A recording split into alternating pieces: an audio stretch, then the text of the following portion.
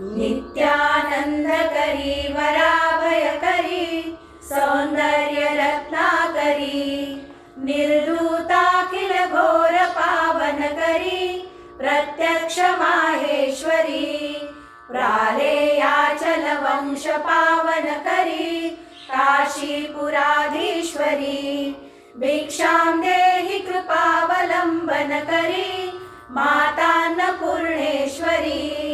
नानारत्नविचित्रभूषणकरी हेमाम्बराडम्बरी मुक्ताहार विलम्बमानविलसद्वक्षोजकुम्भान्तरी काश्मीरागरुवासितारुचिकरी काशीपुराधीश्वरी भिक्षां देहि कृपावलम्बनकरी मातान्नपूर्णेश्वरी योगान